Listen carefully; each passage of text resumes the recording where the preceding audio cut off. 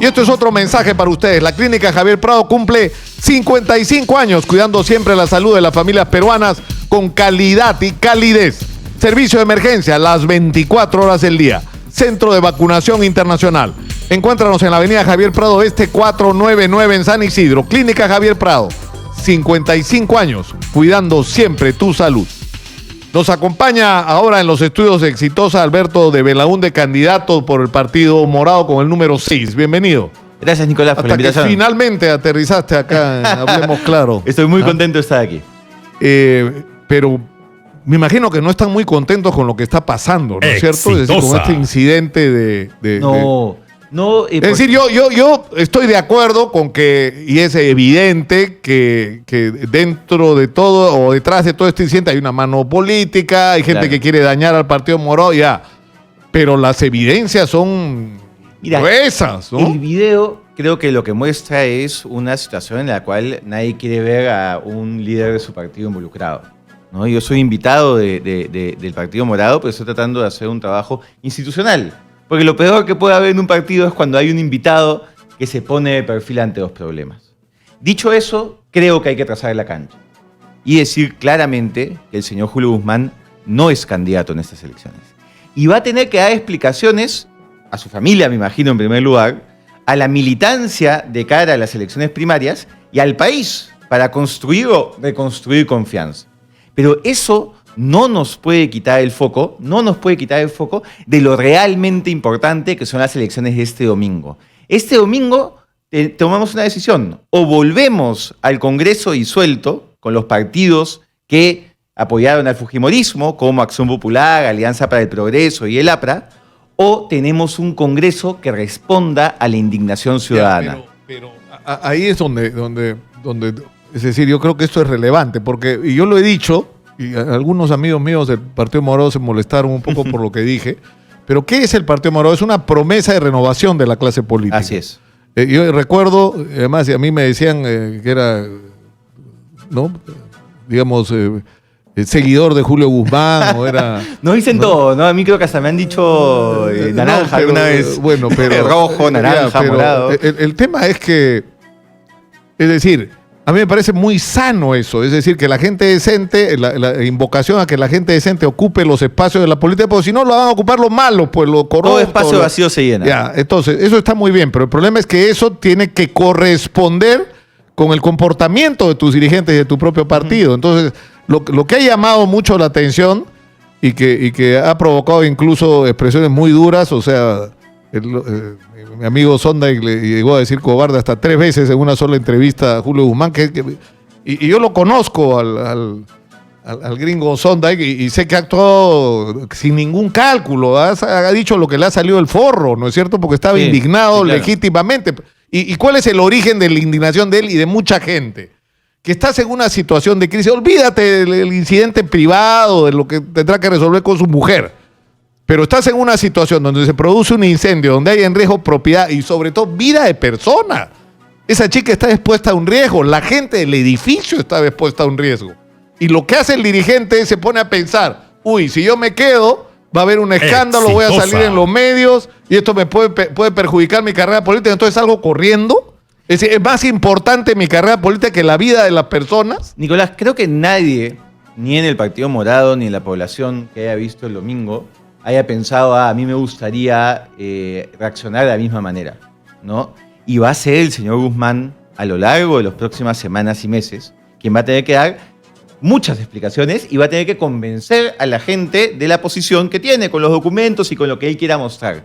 Pero yo invoco, no caigamos en el juego de quienes guardaron esta denuncia durante más de un año, para que es del 2018. Del 2018, más de un año, casi 2 años guardado. ¿Para qué? Para que nosotros, en vez de estar diciendo de la necesidad de que el nuevo Congreso levante el fuero a los congresistas disueltos vinculados a organizaciones criminales, en vez de estar hablando de cómo hay que acabar con el blindaje a los cuellos blancos, en vez de estar hablando de cómo hay que eliminar la inmunidad parlamentaria, lo que termina pasando es que hablamos del video durante toda la entrevista. Yo no quiero... No, es que No, claro, es que no yo vamos a hablar, es que... yo no quiero caer en el ¿por qué juego? es significativo? Por lo Yo no siguiente. quiero caer en el juego de quienes han armado esta campaña. Claro, pero lamentablemente el tema está, y yo quiero pasar a otros temas además, pero, o sea, es muy importante el tema siguiente, es decir, ¿cuál es la reacción de un partido cuando un dirigente tiene un comportamiento de esta naturaleza? Lo Pedí pone, explicaciones. lo pone a un lado,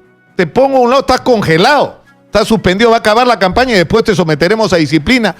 Y si el Partido Morado concluye, o sí, porque lo que a mí me ha llamado la atención es que había una especie de cierrafilas, ¿no es cierto? Entonces, y eso no está bien, pues. Eso, No, porque Nicolás, aquí... tú, lo que tú tienes que hacer es igual que en el caso de Mora. A Mora tenían que expulsarlo, no pedirle que renuncie. No, pero acá, o en el caso de... acá sí hay una diferencia. O en el caso, pero escúchame, en el caso de, clara. yo planteo 3 temas que Sí. para mí son relevantes. Marco Antonio Ceballos, que está involucrado en la investigación como sospechoso de ser parte de la red de corrupción de Susana Villarán. Y no es una arbitrariedad de la Fiscalía. El señor era parte del entorno más cercano a Susana y el señor firmó documentos con información falsa. Y eso es lo que ha dado pie a una investigación, además de información que no conocemos, que son las cosas que Susana Villarán le está diciendo a la justicia sobre quienes conocían de estos temas. Entonces, si tú estás hablando de lucha contra la corrupción, no puedes tener pues a un investigado por corrupción en tu Respondo directiva. los 2 casos, Daniel Mora O en y el caso señor de Daniel Ceballos. Mora, no lo sacas. Muy bien, en el caso de Daniel Mora se le sacó. Habían 2 opciones. O iniciar un procedimiento disciplinario, con lo cual hasta el día de hoy no estaría fuera del partido, porque hay un debido procedimiento y todo un proceso que hay que respetar, o exigirle su renuncia. Se le exigió su renuncia y ese mismo día renunció. El problema con el tema de los agresores en violencia de género es que uno no sabe quiénes son.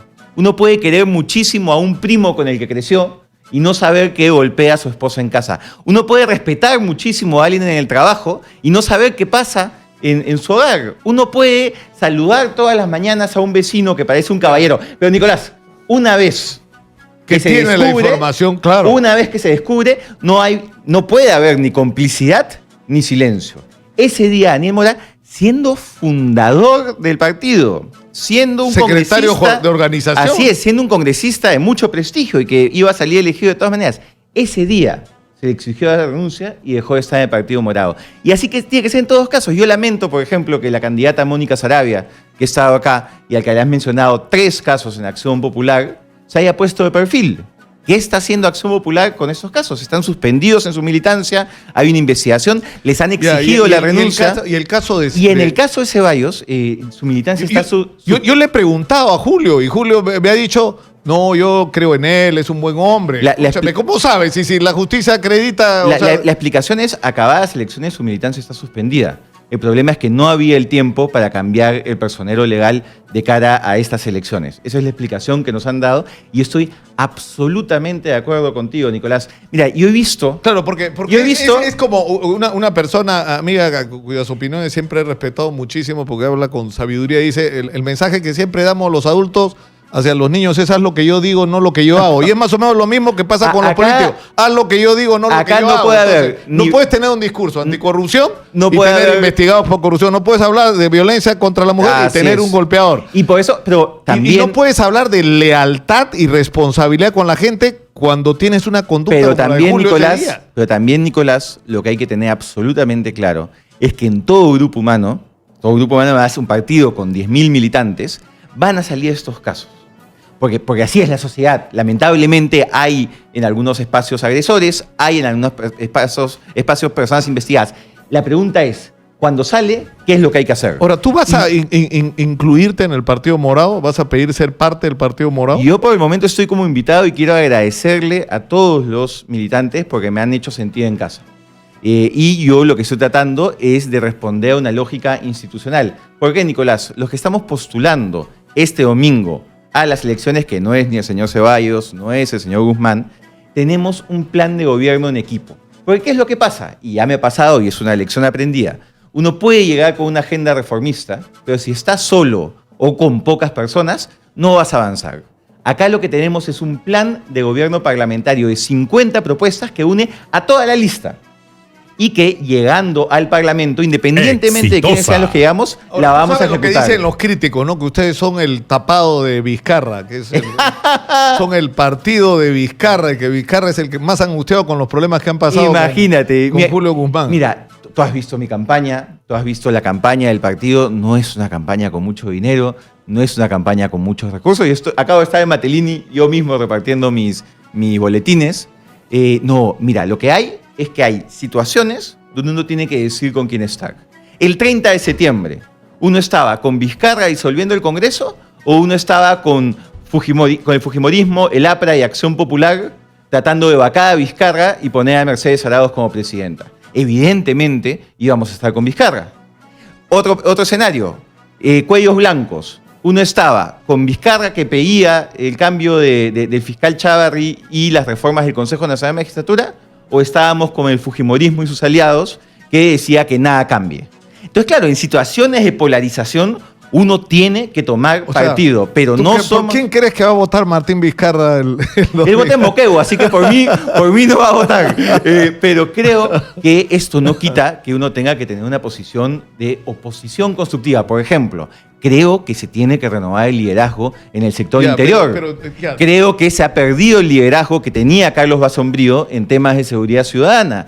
Y por decir eso, no es que sea oposición oficialista, simplemente es un tema de sentido común y de querer aportar al debate. Ahora, la gente, es decir, ¿qué propone el Partido Morado? Es decir, aparte Estupendo, de renovar por fin, moralizar, llegamos a la propuesta. Claro, pues, pero... Y la interrogante que yo se la he planteado acá a Francisco Sagasti, a quien le tengo mucho aprecio y respeto, ¿no?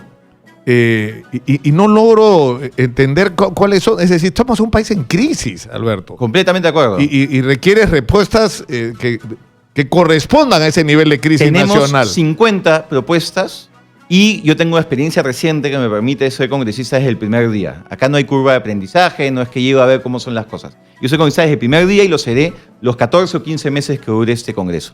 Entre las 50 propuestas está la eliminación de la inmunidad parlamentaria, con lo cual no solo acabas con la impunidad, sino que acabas con este incentivo perverso que hace que un montón de alcaldes cuestionados, de autoridades cuestionadas, quieran llegar al Congreso para un ampay y me salvo. 1. 2. Acabar con el blindaje. Puntualmente, hasta el día de hoy la Fiscalía no puede investigar a los exintegrantes del Consejo Nacional de Magistratura por organización criminal porque el Congreso los blindó. Esto tiene que acabarse. 3. Necesitamos que la Comisión de Ética del Congreso no sea integrada por congresistas. Este proyecto de ley lo presenté con Guido Lombardi hace 2 años y el Fujimorismo nunca lo discutió. ¿Por qué? Porque Torongo no come torongo. Ya hemos visto que la Comisión de Ética, desde el periodo 2001-2006, no funciona, tiene que funcionar. 4. Necesitamos que la ley permita que los fiscales investiguen a los jueces que son parte de organizaciones criminales en todo el país y que no se puede por una serie de filtros que existen en el proceso. 5. Necesitamos una ley de seguridad ciudadana que empodere a los ciudadanos frente a las comisarías. El día de hoy, si una mujer va a una comisaría y no es atendida, no tiene cómo defenderse. ¿Qué es lo que queremos? Que la voz de los vecinos cuente en el puntaje para evaluar si un comisario se mantiene en una comisaría o se va. Si empoderamos a los vecinos dándole voz y voto en este tema, los comisarios van a estar obligados a salir a las calles. Y puedo seguir, son 50 propuestas puntuales por ejemplo, de proyectos de ley que ya están listos. Yo te digo, o sea, tenemos un problema muy grave que es el que ha puesto en el centro la ineficiencia en el gasto público, ¿no es cierto? Sí. Somos un país lleno de necesidades y el dinero que hay ni siquiera se gasta en resolver los problemas de la gente. Pero eso es la mitad del problema. La otra mitad del problema es que no tenemos los recursos suficientes. Así tú hubieras gastado el 100%, ni rascaba la solución de los problemas que hay en educación y en salud. Pero eso sí es una responsabilidad del Congreso, porque el Congreso aprueba el presupuesto de la República. Y te voy a poner un caso. Cuando te traen un presupuesto de la República para educación y para salud que no te resuelve pues los problemas, Nicolás, todos. Entonces tienes que entrarle a la discusión de qué diablos vas a hacer para generar los recursos que el país necesita. Y eso inevitablemente te lleva a una discusión del modelo que se ha estado aplicando. Así es. Es decir, ¿vamos a cambiar los contratos mineros, petroleros, de gas o no? Por ejemplo. Acá primero vamos a educación y salud y vamos a los contratos. No voy a esquivar la pregunta. En el tema de educación, por ejemplo, hay esta gran discusión sobre el currículo escolar, ¿no? Que es un currículo amplio, no solo es enfoque de género, es un currículo muy ambicioso para formar ciudadanos. Un estudio del Instituto de Estudios Peruanos del año pasado está demostrando que el currículo escolar no llega al aula. Es un documento maravilloso, pero que no está siendo aplicado de manera adecuada en el aula. ¿Qué es lo que se necesita? Que en la discusión del presupuesto público se apruebe plata para el acompañamiento docente, para asegurar que el docente y al alumno llegue el currículo escolar. En el tema de salud, y lo bueno de haber sido congresista es que no voy a decir a futuro, voy a decir a pasado. Todas las discusiones sobre el presupuesto de salud tienes una intervención mía exigiendo el presupuesto adecuado para la salud mental en el país. Es increíble que en un país con tantos problemas la salud mental sea ni siquiera la quinta, la sexta rueda del coche. Y hemos logrado hasta ahora el presupuesto adecuado para que se sigan abriendo hospitales de día, hogares protegidos, centros de salud mental comunitarios. Pasando al tema final de claro, tu pregunta. La pregunta es de dónde vas a sacar. Es decir, sí. Estamos claros en que hay un problema con la reforma del Estado y con la necesidad de ajustar los controles y modificar los sistemas de contratación. Hay un montón de cosas que hacer para que el Estado sea eficiente. Así es. ¿No? Pero el otro problema es que te faltan recursos, te faltan montones de recursos. Y hay un tema, Nicolás, y creo que tú vas a estar de acuerdo conmigo. Hay conceptos que son satanizados en nuestra sociedad por los neoliberales y que la verdad es que es una falta de sentido común. La diversificación productiva, por ejemplo. El país no puede depender de una economía primaria exportadora.